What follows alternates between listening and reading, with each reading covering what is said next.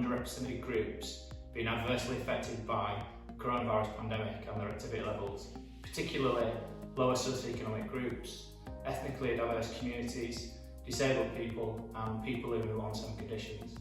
The Tackling Inequalities Fund is part of a £210 million national support package to help the sport and physical activity sector through the coronavirus pandemic. In order to secure the investment, North Yorkshire Sport successfully applied for £100,000 across 2 different phases.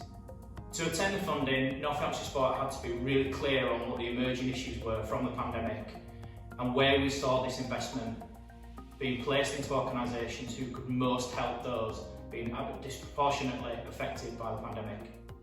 In order to ensure the investment we have went to the organisations, charities and individuals that needed it the very most, North Yorkshire Sport spent time with many partners, some of which were known to us, some of which were completely brand new, who we thought could invest the money, were closest to people disproportionately affected by the pandemic, and who we feel could help people connect or reconnect to physical activity.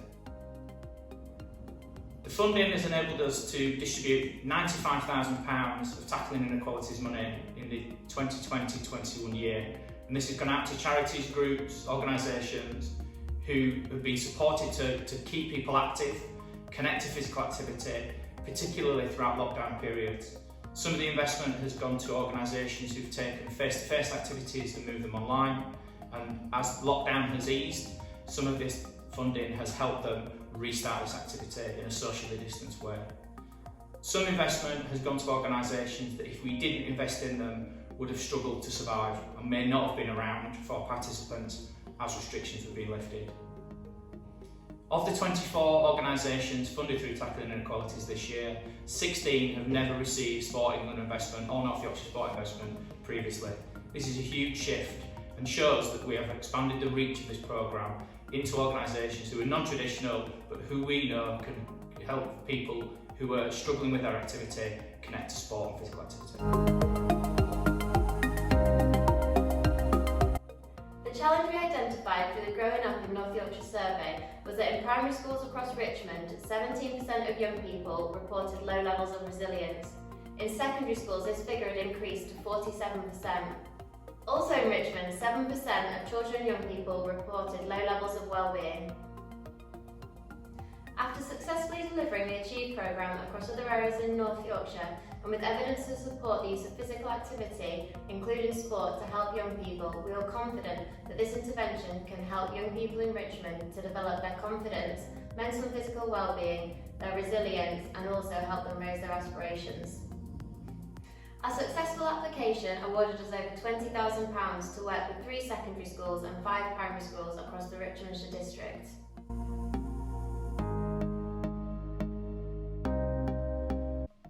As a result of the pandemic, we found that we were hearing more and more that people who'd been shielding, particularly older people over 65, were suffering from deconditioning, so they were less able to get out, less mobile, and also there's a significant increase in anxiety.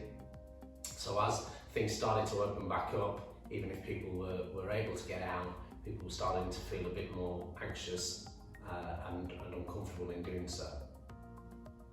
So having identified that deconditioning and confidence levels were an issue for people over the age of 65, we began a conversation with the National Lottery around what could we potentially do, how could we secure some funding to be able to do something to support these people. And initially we started a conversation about the COVID Recovery Fund, so the government had put some additional money into the lottery to support COVID recovery, and that money was available in the previous financial year, so if we'd secured funding from that, it would have had to have been paid for or spent by the end of the financial year.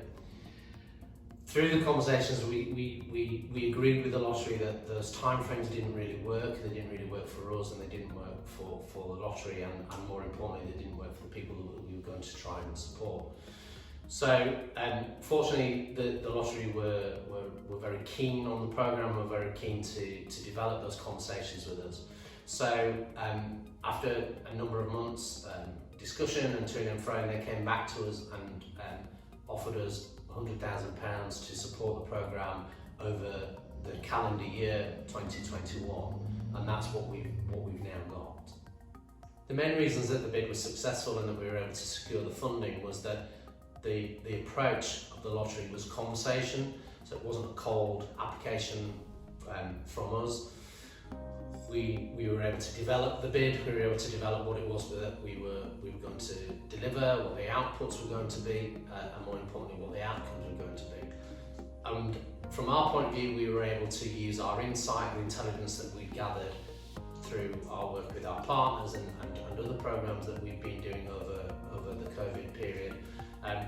And really the lottery were very, very keen to help us to develop those, and also to think about what comes next, what comes after this pot of funding, and what the critical success factors were. So it was very much a joint effort and very much a joint production of the bid. The funding will enable us to visit 230 people in their homes twice a week for 4 weeks. And that will enable us to help people at a very one-to-one basis, absolutely in their own home, help them to develop their confidence, help them to develop their mobility. And really it's about moving somebody who perhaps 12 months ago was relatively independent, and through shielding and other issues has become less so, and is less likely to get back to doing the things that they were doing. And that's what the funding has enabled us to do, to help people to be able to access things that they were accessing before and ultimately be more independent.